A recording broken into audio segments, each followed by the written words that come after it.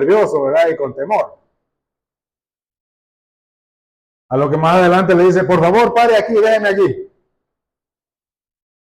Y el taxista le dice, no puedo dejarte aquí porque es prohibido estacionar. No sé si se han dado cuenta de ustedes, pero algunas veces hablamos cosas que no hacemos. Y es una mala práctica del creyente, hermano. Porque ocurre que nosotros tenemos la verdad escrita, vivida de manera ejemplificada en el Señor Jesucristo, pero nos cuesta actuarla, hacerla realidad, vivirla. Y aunque podemos describir un montón de buenas ideas y buenas intenciones, se nos dificulta practicarlo. Todos sabemos que es bueno un devocional en la mañana, pero qué difícil que es levantarse en la madrugada. Sobre todo cuando usted ha estado madrugando toda la semana y dice incluso de esta manera, el único día que me puedo levantar tarde y tengo que levantarme temprano para hacer el devocional. No sé si le ha pasado, pero a mí me ha pasado un par de veces que me propongo hacer algo. Y cuantas más veces lo digo, más veces lo pospongo. Hablaba el pastor ahorita, ¿verdad? De cosas que durante el avance hacia el fin de año empezamos a proponernos, pero llega el fin de año y cuánto de eso hemos hecho. El creyente debe identificarse con algo muy específico en cuanto a su hablar y es su manera de conducirse, su manera de actuar. Su figura ejemplificada para que su lengua no solamente hable justicia, sino que todo su ser sea justo. Oremos, Señor, gracias por tu misericordia. En nosotros es grande. Decía yo que nuestras acciones deben estar respaldadas por nuestras palabras. Hemos estado estudiando y voy a pasar muy rápido el repaso. Yo sé que aquí ya todos están claritos en eso. Ha habido toda una amplia explicación sobre el tema. Y yo diría que bastante práctica. ¿Quién quisiera decirme algo de lo que he aprendido en estas clases? Algo que se le ha quedado en la mente. Miren, los hermanos han expuesto un montón de cosas prácticas. Gracias a Dios no tocaron mi tema. Saben que y eso es lo bueno y lo malo de ser el último, he estado quitando cosas, metiendo otras. Compartía con Gira algo que me parecía muy interesante. Luego que lo compartí con Gira, ya no tanto, así que se fue. Pero esa es la práctica de las cosas que debemos hacer cuando estudiamos la palabra de Dios. Yo sé que en todos estos estudios algo tiene que haberse quedado por ahí. Por favor, dígame algo. Tenemos hasta las 3 de la mañana para esperar que alguien hable.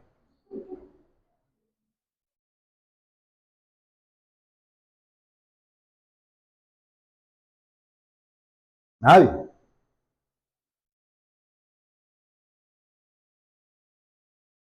Nada.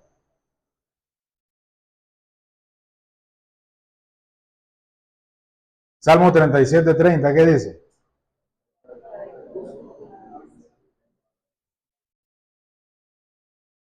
Ahí entre murmullos escuché de justo. La boca del justo habla sabiduría y su lengua habla justicia. ¿Cuándo usted es más justo? Ya lo hemos hablado aquí. El pastor lo mencionó, creo que en la segunda clase de domingo. Bueno, nosotros somos justos cuando el beneficio es para mí. Ahí sí todo tiene que estar bien ajustadito. Y miramos el vaso, ¿verdad? ¿Cuál tiene más y cuál tiene menos cuando repartimos la chicha o la soda o lo que sea? Porque o está igualito o me debe tocar a mí más. Esa es la justicia que nosotros queremos siempre para mí. Pero en la figura del Señor Jesucristo no es así. Y es porque en la justicia del hombre no trabaja, no opera, no es próspera, no se identifica la justicia de Dios. La boca del justo habla sabiduría. Hermano, ¿usted qué habla? Ya veo que nada, en serio ya veo que nada. Pero cuando usted habla, lo que usted debe hablar es sabiduría. ¿Y dónde está la sabiduría? También es tema dado ya. Ah, qué bien. Una hermana por ahí, quisiera saludarla ahora al final del culto. Porque es en el temor al Señor donde está la sabiduría. Cuando usted se acerca a su... Hermano, es fácil conocer, y le voy a dar ese dato, a alguien que está leyendo su Biblia. Alguien que está leyendo su Biblia, usted lo va a identificar rápido. Y tengo pruebas. Hace unos 3 meses, yo le decía a un compañero en la fe, búscame tal libro. Sencillo, Primera de Corintios. El hombre se iba desde por acá, muy cerca, de hecho, pasando página por página por página por página. Aquí está. Primera de Corintios. Filipenses. Ah, no me agarras en esta, sé que está en el Nuevo Testamento, ya sigo un poquito más allá. Ah, Filipenses. El problema fue cuando lo mandé a buscar a Amós.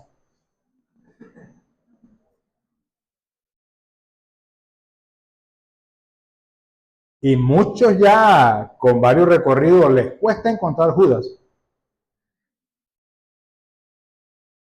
Y usted se da cuenta que la persona está leyendo su Biblia porque maneja el concepto de encontrar un libro bíblico en una proporción adecuada en su Biblia.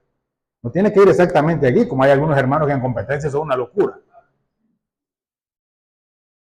Pero usted se da cuenta que está tratando, está trabajando en eso. No es tratando, está trabajando en eso. Así que sus palabras van a ir cambiando, su forma de hablar va a ir cambiando y su lengua se va a llenar de sabiduría. Su lengua se va a llenar, su boca se va a llenar de sabiduría y su lengua se va a llenar de justicia. No es de otra manera, eso no ocurre de otra forma, eso no ocurre por una unción especial ni por una oración de grupo que le impongan las manos. Tienes que trabajar en eso y es un compromiso.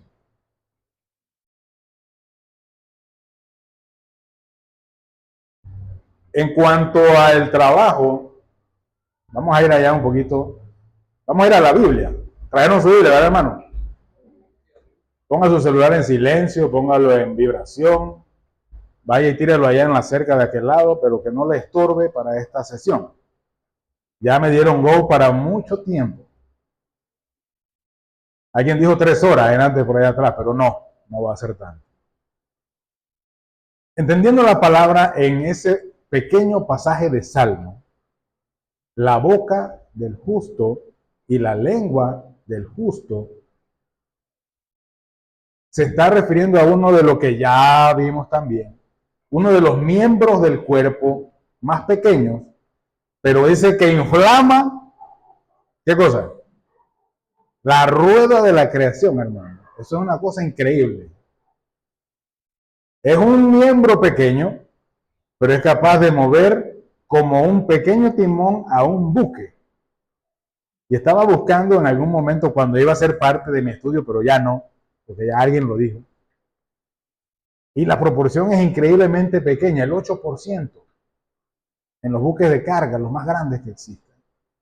Es el timón. Y con eso mueven ese gran monstruo, ¿verdad? Y así la lengua, dice la Biblia, ¿verdad? Y así la lengua. Hermano, nosotros no podemos gobernar nuestro 8%. ¿Y qué trabajo más difícil? Porque ese 8% inflama la rueda de la creación. Vamos a otro lado. Vámonos por allá a Juan 8. Ya ese también es un pasaje conocido. Ahí está el Señor Jesucristo.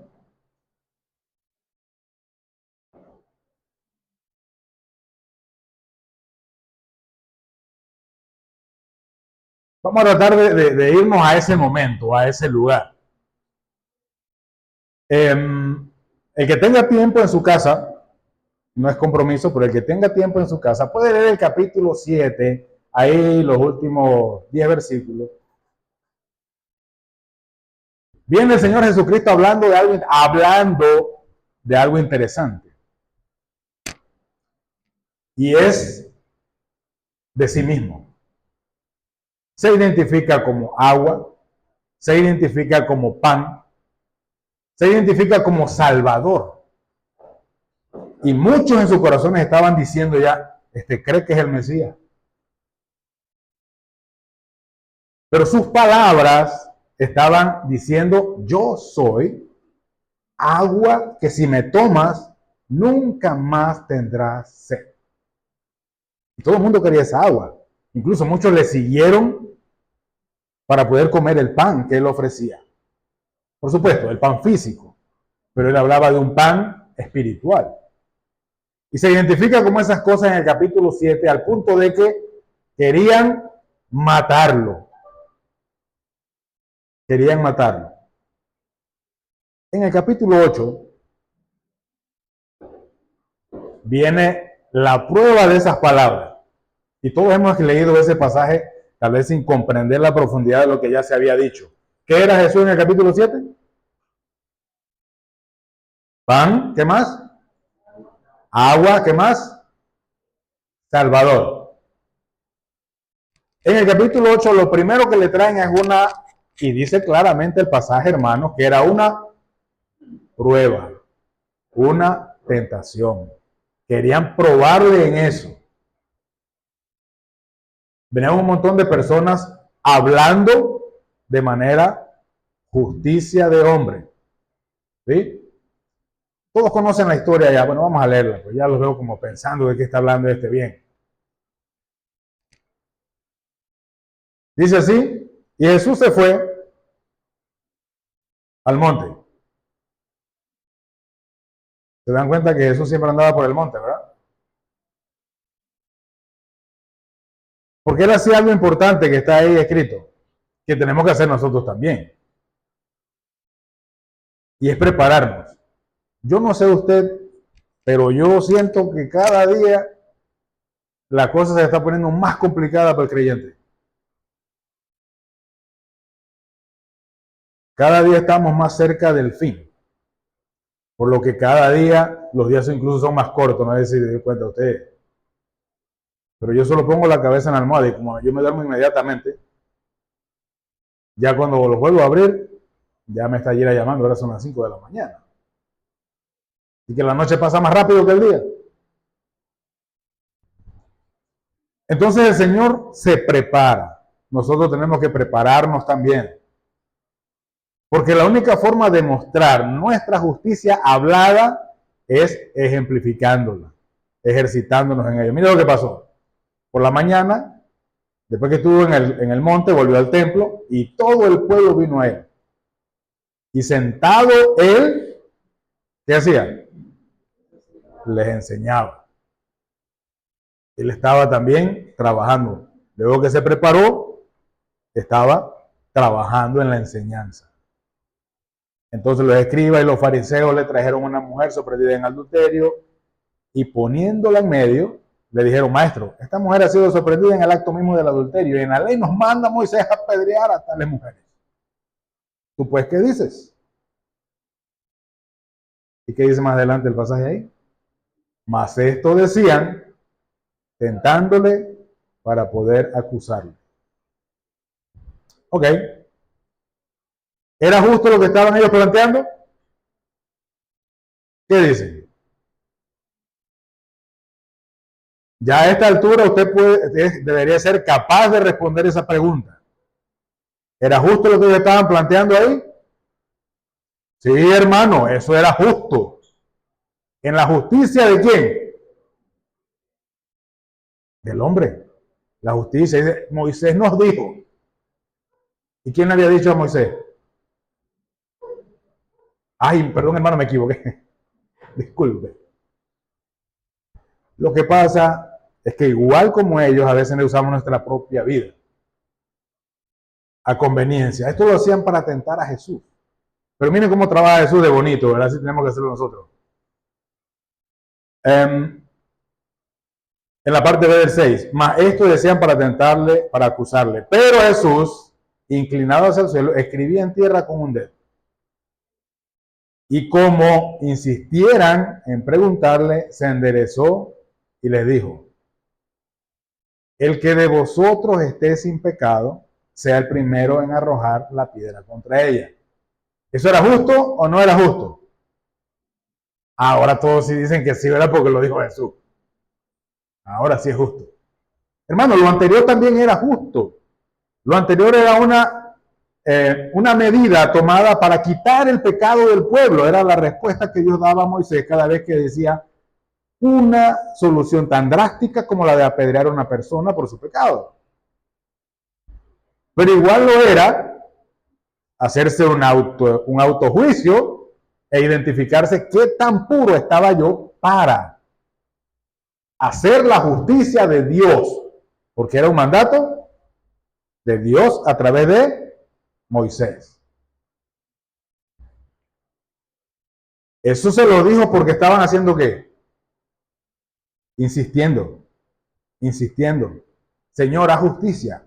Señor, haz justicia, queremos ver qué vas a hacer. Mira, esto no está fácil.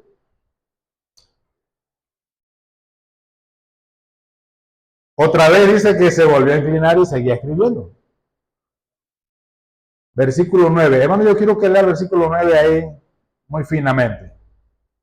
Pero ellos, al oír esto, ¿qué sigue ahí? Acusados por su conciencia, salían uno a uno, comenzando desde los más viejos hasta los postreros. Y quedó solo Jesús y la mujer que estaba en medio. No es solamente decir, hermanos, sino también ser justo. Porque cuando yo me evalúo, me doy cuenta de que no soy tan justo. También tengo mis manchones. Bueno, aparte del lunar, yo tengo ahora unas cosas negras que me salieron, no recuerdo el nombre. Y encima es una cosa que solo le dan las mujeres. Imagínense usted cómo me siento yo. Un hombre tan macho, ¿verdad?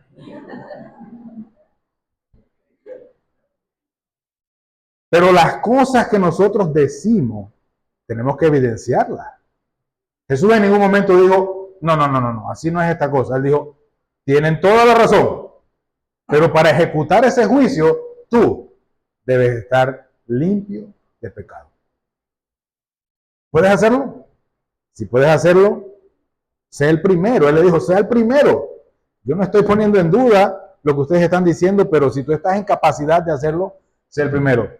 Esa es la siguiente fase en cuanto al juicio de Dios. Yo debo estar preparado para someterme primero a mí y luego a la situación, al juicio de Dios. Y entonces me doy cuenta de que para poder decir algo en justicia, primero debo evaluarlo en mí. Pensarlo en mí. Eso me da tiempo a tener una respuesta mucho más sabia. Pasa que actuamos muchas veces en nuestra propia concupiscencia, en nuestra propia inteligencia terrenal, humana, diabólica. También ya lo hablamos acá. Mire cómo termina esta parte. Enderezándose Jesús, versículo 10, y no viendo a nadie sino a la mujer, le dijo, mujer, ¿dónde están los que te acusaban? ¿Ninguno te condenó? ¿Sabes que esa palabra dice exactamente esto? ¿Dónde están los que te acusaban?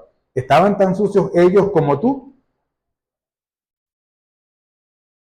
Porque ninguno pudo condenarla. Ella dijo, ninguno, Señor, ya hablamos de esa palabra también. Entonces Jesús le dijo, ni yo te condeno. ¿Quién le estaba liberando de la muerte de su carne y de su espíritu y de todo lo demás? El mismo Señor Jesucristo. El que sí tenía la capacidad de apedrearla. Por supuesto que le dijo, vete y no peques más. En la justicia, este es el trabajo que debemos nosotros presentar. Le dije que iba a hacer rápido el repaso. Uno, preparación. Preparación. Todo esto que hemos hecho acá durante este mes es preparándonos para el tiempo que estamos viviendo, hermano. Ahorita lo que usted dice, tiene que hacerlo. Me comentaba una hermana que por tercero se enteró que algunos de sus compañeros eran creyentes, porque ella en su diario vivir con ellos no se enteró que eran creyentes.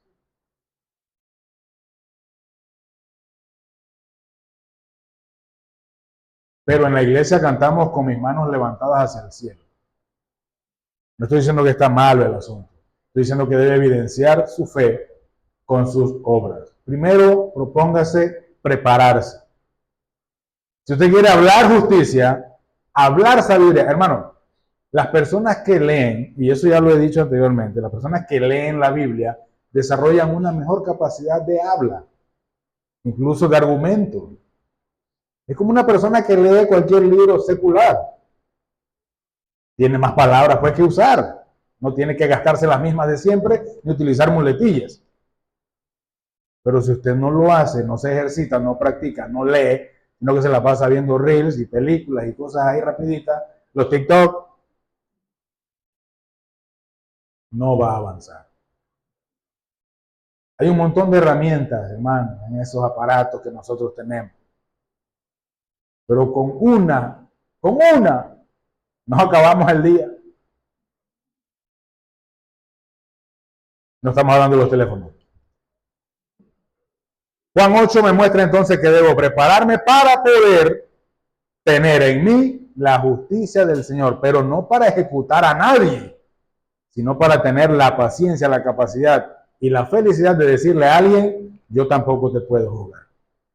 Porque yo mismo estoy siendo juzgado.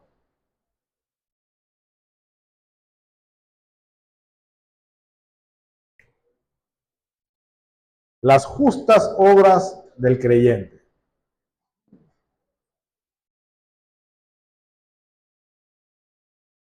Vamos a ir rapidito aquí también. Mano, la obra del justo se refiere a un complemento integral de sus palabras, acciones y decisiones. ¿Ok? La obra del justo debe estar acompañada con su habla, con su actuar y con su decisión. Un doctor en teología decía alguna vez, le decía a un hermano que estaba un poquito pasadito de peso, que a él le costaba entender que él tuviera dominio propio, porque a menos que fuera un desorden hormonal, no tenía control sobre su alimentación. Puede ser, no lo sé. Pero es un juicio que yo desarrollo producto de qué? De lo que yo veo. De lo que yo veo. Si yo estoy predicando acerca de y no estoy practicando la vida de Cristo, entonces no estoy haciendo nada. Es como la clásica historia triste de los profesores de educación física que solamente le dicen a los muchachos, denle entre vuelta al cuadro, porque ellos ni caminando podrían hacerlo. Es como la triste historia del profesor que manda a hacer 5,000 números a un niño en la escuela, pero solo le pone el revisado al final, aunque se salte el niño un montón de cosas. Nunca lo revisó. Bueno, estamos identificando ya cosas, ¿verdad? Las obras de una persona que habla justicia deben ser obras justas, cabales, reales, por lo menos sensatas. No puede ser menos que eso. En otras palabras, sus acciones son respaldadas por sus palabras y viceversa. ¿Sí? Como él actúa, es como habla. Y como habla, es como actúa. Así que no le parezca extraño que una persona mal hablada actúe mal, sea descortés, sea violenta. Sería normal. ¿Qué sería normal? Que fuera amable, benigna, portadora de buenas noticias permanentemente y sobria, por supuesto. Ahora, estas acciones no solamente conducen a una vida tranquila, relajada, sino también tienen un impacto positivo en las personas que te rodean. Como tú hablas, afectas a los demás. Si tú hablas bíblicamente, hermano mío, tú vas a afectar a los que te rodean bíblicamente.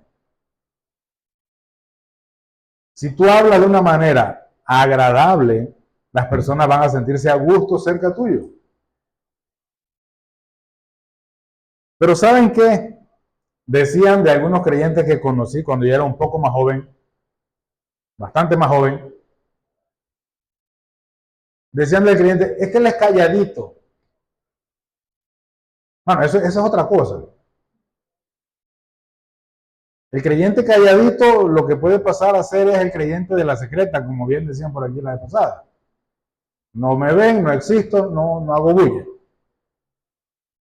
¿Para qué? Para evitarme el bochorno de que me digan aleluya, me digan cuadrado, me digan un montón de cosas. Entonces prefiero quedarme como. Con el tiempo alguien se entera de que voy a una iglesia, entonces pues ya no me queda otro recurso que decir, soy creyente. Entonces, por eso es que no bebía, por eso es que no bailaba, ya todo el mundo cae en cuenta, ¿verdad? El creyente que vive en la justicia de Dios busca a Dios. No se aleja, lo busca. Y en ese acercarse a Dios, adivine quién más lleva. A otras personas a Cristo. Mostrándole con sus acciones bondad, mansedumbre, compasión, amabilidad. Todo eso lo hemos visto aquí ya. Un hermano hablaba acerca de cómo hablar con los demás, cómo acercarse a hablar con los demás, cómo debes mostrarte a los demás. Otro hermano habló acerca de los chismes, habló acerca de todas esas cosas que destruyen las relaciones tanto en la familia como en el exterior. Su relación con su vecino muchas veces es producto de cómo usted habla.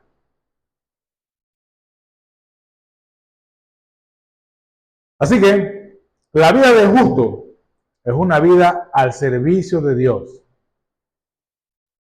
Y además de eso, a sus semejantes. Porque lo que yo hablo, lo vivo. Bueno, yo a veces no soy muy... Yo no era muy calladito. Yo de creyente nuevo no era muy calladito.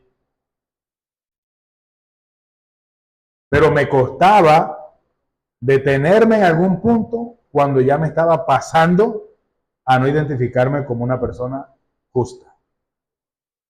¿No le ha pasado eso? Proverbios 10:21 dice, los labios del justo, ¿ya lo leyó? Los labios del justo apacientan a muchos, mas los necios mueren por falta de entendimiento. En mi casa, a veces estamos ahí hablando algo con mi esposa y empieza una llamadera, hermano. Pero no a mí. A mí no me llama nadie, nada más el jefe para preguntar cualquier cosa. A mí no me llama nadie. Pero allí la llaman todo el mundo. Y en lo que yo le resuelve una cosa, entonces me involucra a mí. Y tengo yo que ir a hablar también allá cosas como... Claro, primero tiene que ponerme en el contexto de la historia, porque yo llego todo perdido. Porque hay hermanos en Cristo que tienen ese don. No todos lo tienen tampoco. Ahora no es que todo el mundo, ay, si yo escucho, hermano, que eso es una locura.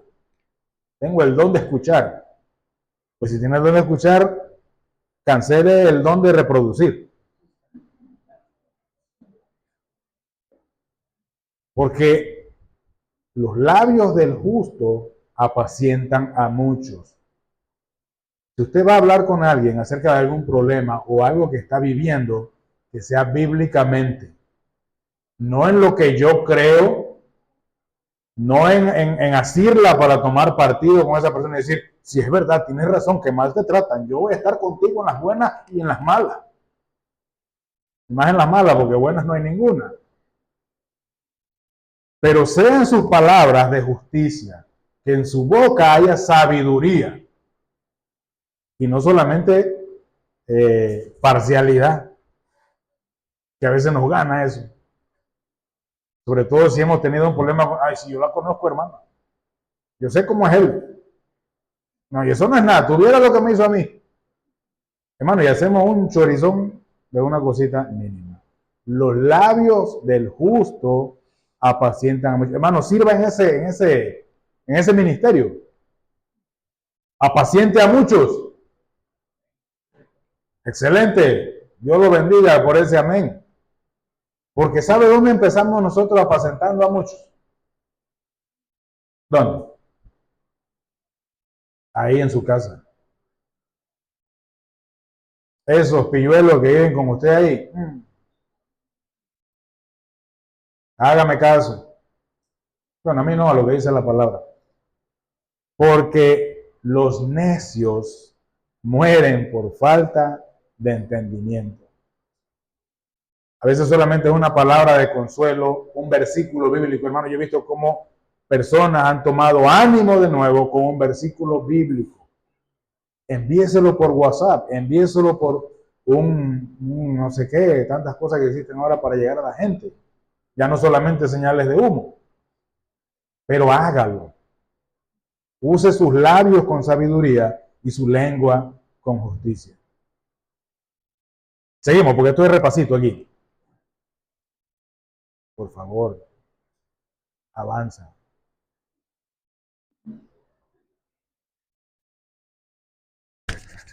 Ahora sí llegamos a lo bueno, hermano. Vaya para allá conmigo.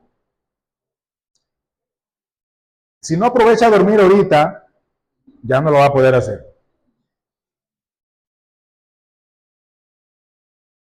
Llamados a perfección. Hay un hombre descrito en la Biblia que es llamado de esa manera, hermano. Ahí hacer para atrás. Pero de verdad, no de que con cosas espirituales, no, de verdad. Porque usted también puede llegar a esa perfección. Debe ser nuestra meta. A la medida de la estatura de la plenitud de Cristo. La plenitud de Cristo. Usted se imagina estar, o sea, la plenitud es el mismo level, así, la plenitud de Cristo. ¿Cuántos anhelan estar ahí en ese lugar? Señor, que sea tu misericordia. Job, capítulo 1, vamos a estar saltando por ahí en algunos versículos. Dice así: hubo en tierra de Uz un varón llamado, y era este hombre perfecto y recto, temeroso de Dios. Son dos cosas que no se pueden desvincular, hermano. Si usted teme a Dios, usted está apartado del mal. No puede ser diferente.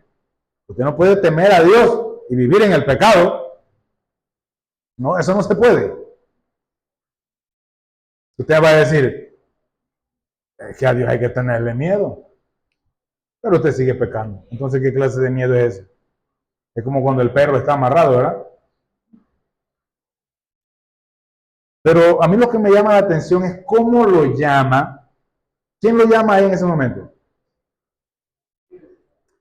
En ese momento lo está llamando así el narrador, quien está escribiendo la historia. Diríamos que es una clara evidencia del murmullo local de cómo es Job. ¿Sí? Le preguntaron a muchas personas, hicieron una encuesta y todos dijeron, no, ese hombre es un varón perfecto, recto, temeroso de Dios y apartado del mal. Ahí describe una serie de acontecimientos en cuanto a Job. Tiene 3 hijas, tiene un montón de camellos, sin mencionar ovejas, bueyes, asnas. un montón de cosas, hermanos, que para esta temporada estaríamos hablando de Maserati, Rolls Royce, fincas, empresas, todo tipo de negocio. Pero sus hijos, dice que ya, pues ya mayorcitos, hacían banquetes, estamos en el versículo 4, hacían banquetes en sus casas, cada uno en su día, y enviaban a llamar a sus hermanas para que comiencen y viesen con ellos. Versículo 5. Acontecía que habiendo pasado en turno los días del convite, Job enviaba y los santificaba y se levantaba de mañana y ofrecía holocaustos conforme al número de ellos, porque decía Job. ¿Qué decía Job? Quizá se da cuenta, hermano. La figura que la gente identificaba en Job no era solamente por su proceder, sino porque él con sus labios edificaba a otros.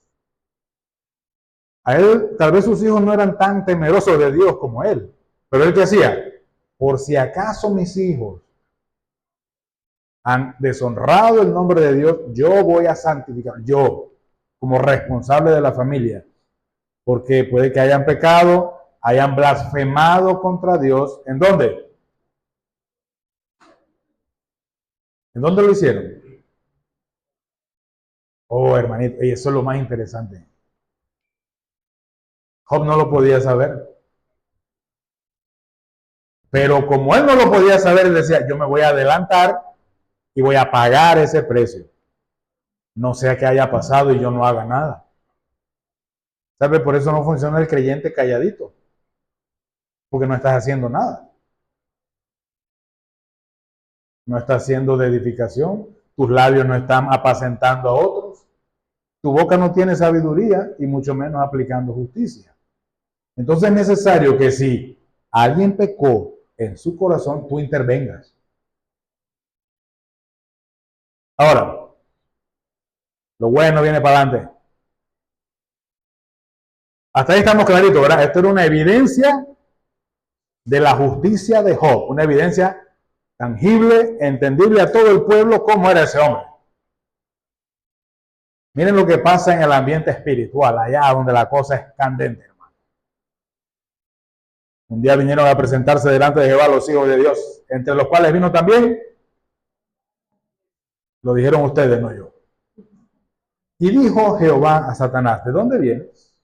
Respondió Satanás a Jehová y dijo, de rodear la tierra y andar por ella. Y aquí es donde el Señor se hizo un monumento, ¿verdad?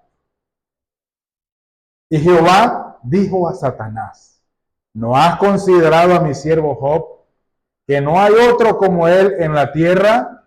Y lo describe de esta manera.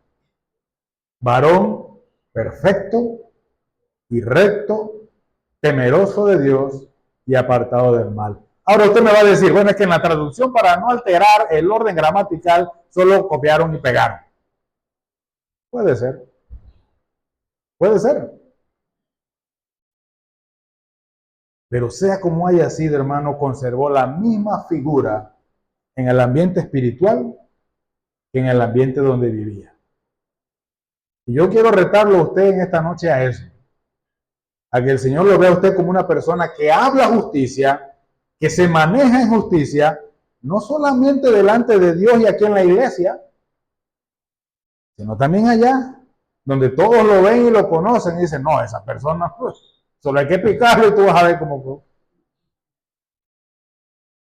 O, no, ese señor es por gusto, él es creyente, él no va a ir, él no lo va a hacer, él no va a mentir, él no va a seguir ese juego. Mejor ni lo metan a eso. No lo metan al susú porque no va a pagar.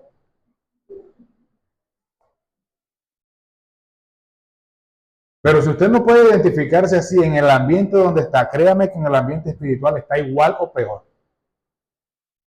Este no lo ha visto como es perfecto, varón recto, temeroso de Dios y apartado del mal. Hermano, yo quisiera que Dios me identifique a mí así. Que no se acuerde ni de mi nombre, eso no es importante en ese momento. Que sea importante lo que Él ve en mí. Temeroso de Dios, apartado del mal. Su boca habla justicia y sus acciones lo confirman. Ahí pasa una serie de acontecimientos, ¿verdad?, que pone todavía en mayor aprieto a Job. En los capítulos siguientes hay toda una descripción de una larga travesía dolorosa en la carne, donde Job mantiene íntegro su estatus de hombre temeroso de Dios y apartado del mal. Ya gozo y podrido y todo lo que tú quieras, pero delante de Dios siempre fue temeroso de Dios y apartado del mal. Varón perfecto. Ahora miren la contraposición que hay en Santiago. Y vamos a hacer un pequeño análisis ahí. Dice Santiago 3.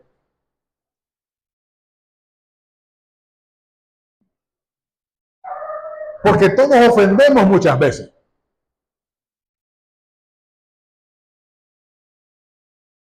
Si alguno no ofende en palabra,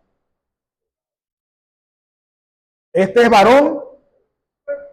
Oiga, es una palabra que acabamos de leer en Job. Dice que el mismo Dios reconoció a Job como un varón. Yo puedo decir entonces que Job era una persona que no esgrimía situaciones problemáticas con nadie.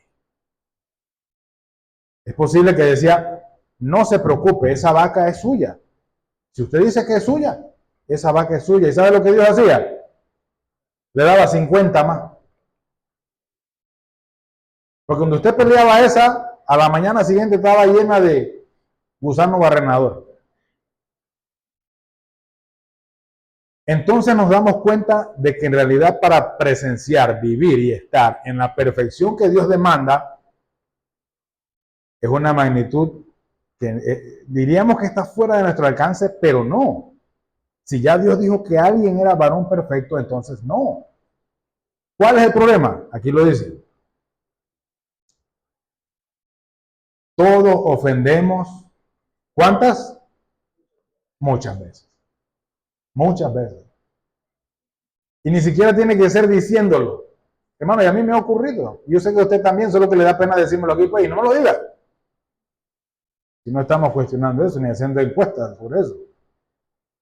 Pero cuando a usted le pasa algo, y a alguien se le coló en la fila que usted estaba haciendo de las 5 de la mañana para sacar un turno de 20 y usted es el 21, y encima se le cuelan, así que ahora es 22, y el que se coló traía 2 papelitos, así que ahora es 24, ¿cómo queda usted, hermano?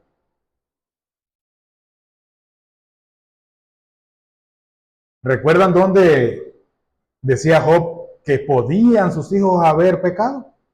¿Dónde? En su corazón. Allá también hay que aplicar la justicia. Ya hemos hablado de que a veces se sale lo que está dentro, ¿verdad? Entonces tiene que empezar a sacar esas cosas para que se llene de más justicia. Todos ofendemos muchas veces. Si alguno no ofende en palabra, este es varón perfecto, capaz también de refrenar todo el cuerpo. Todos ofendemos muchas veces. ¿Qué tenemos que hacer? Dejar de ofender muchas veces. Hablamos al principio de estas sesiones, por allá por la sesión 2, si no me equivoco, de que a veces es necesario ceder. Aunque usted tenga la razón, hermano, ceda. No es que yo no me dejo de nadie. Solo con esa expresión ya usted pegó en el corazón, y si Job no hizo un sacrificio por usted, está listo.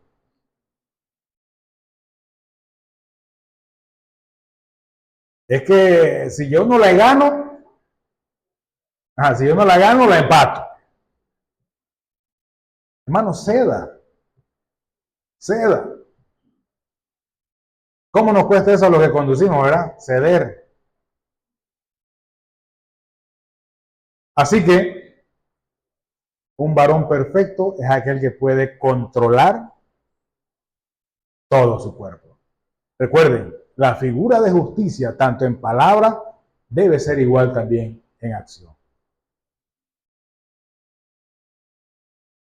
¿Cambia?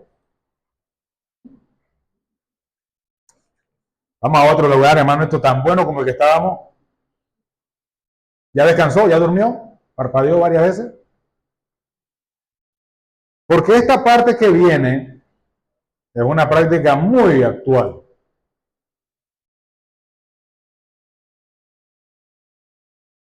De labios me honran. Hermano, hoy en día vivimos en una sociedad donde la figura cristiana ha tomado un montón de formas. Incluso ha adquirido forma en el pecado de justicia. Porque Dios ama a todos por igual. Hermanos, Dios ama al pecador, pero aborrece el pecado. Dice que ni siquiera puede estar cerca del pecado. Por eso cuando un pecador no se arrepiente, Dios no puede estar cerca con él. Entonces, mira lo que dice Isaías. Ahí está el pasaje. Isaías dice pues el Señor, porque este pueblo se acerca a mí con su boca y con sus labios me honra, pero su corazón está lejos de mí. Y su temor a mí no es más que un mandamiento de hombres que le ha sido enseñado. Ahora se da cuenta por qué mucha gente dice, es que a Dios hay que tenerle miedo. Otros ya con más añitos y un poco más de vergüenza de decir eso, dicen, no, es que a Dios hay que tenerle respeto. ¿Qué hay que tenerle a Dios? ¿Cómo? Mano, a Dios hay que tenerle miedo. ¿Sí? Él decide. Él no pregunta. Yo le temo a Dios. Le temo a otras cosas también, pero a Dios le temo más. Porque si usted no le teme a Dios, entonces no está entendiendo la justicia de Dios. Cuando yo no le temo a Dios, yo creo que yo soy más que Dios. Entonces me doy cuenta que soy más hijo del diablo que hijo de Dios. Porque fue el diablo quien dijo, yo puedo ser igual a Dios. Incluso esa propuesta se le hizo al hombre allá en Edén.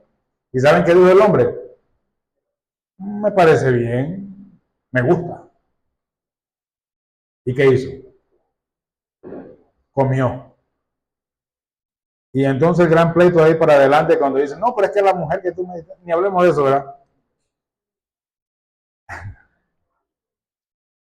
Pero este pueblo de labios me honra.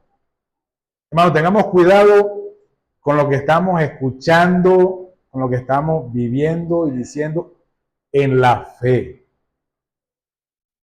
Hay emisoras por ahí que ponen cualquier cantidad de locura. Tenga cuidado. No me esté mandando eso esos mensajes de avivamiento, de rescate espiritual, de nuevas costumbres. No me esté mandando esas cosas. A mí dime un versículo de la Reina Valera 60 y con eso estamos bien. A lo mucho la versión internacional. Porque hoy en día, hermano, de labios honran a Dios. Pero su intención, su corazón está lejos. Dice Malaquías, vuestras palabras contra mí han sido violentas. Bueno, este versículo es muy aplicable hoy en día. Vamos a leerlo bien. Búsquenlo, téngalo ahí en su Biblia y léalo. Léalo bien pausadito. Porque si no fuera de esta manera, hermano, estaríamos hablando exactamente de este tiempo. Vuestras palabras contra mí han sido violentas, dice Jehová. Y dijiste que hemos hablado contra ti. Habéis dicho, por demás de servir a Dios, que aprovecha que guardemos su ley y andemos afligidos en presencia de Jehová de los ejércitos. Decimos pues, ahora, Bienaventurados son los soberbios y los que hacen impiedad. No son prosperados, sino que tentaron a Dios y escaparon. ¿Saben que eso es un reclamo, hermano? Es un reclamo que lo he escuchado, hermano, y eso es una cosa triste. Ese man, es lo más perverso que hay. Y miren el carro que anda. Y yo no sé por qué siempre es el carro el que paga el asunto. Siempre es el carro. Es como la medida, ¿no? Dependiendo del carro, así el tipo. Si a mí me ven en mi carro y dicen, no, ese man que bárbaro. Porque siempre estamos buscando una forma de encontrar un estándar de medida en el que yo sea beneficiado. Y entonces digo, yo he servido tanto tiempo a Dios y no surjo, hermano, no me da. Yo veo que esos manes van a la cantina y se gastan media quincena y tú lo ves que con ropa de marca, zapatillas, cuánta cosa. Y a mí no me da, pero ni para un pavito, un chivito, un jamoncito. Sacar a la señora a comerse una hamburguesita al McDonald's, nada de eso, man. Menos aquí los choripán de allá abajo. Por lo menos uno va a partirlo entre 5. Esa es la queja que tenemos, hermano, y suena a broma, pero cuidado, porque estamos diciendo esto que está aquí, de forma violenta le hablamos a Dios. Tenemos esa arrogancia, esa osadía, de que nuestros labios que deberían tener la sabiduría y nuestra lengua debería estar premiada de justicia, la utilizamos para decir, qué bien, qué bonito, tú le das todo lo bueno a los que andan haciendo mal. A mí, lo que quede por ahí, sí que queda algo. Y esa es la idea que tenemos de la práctica de la vida cristiana.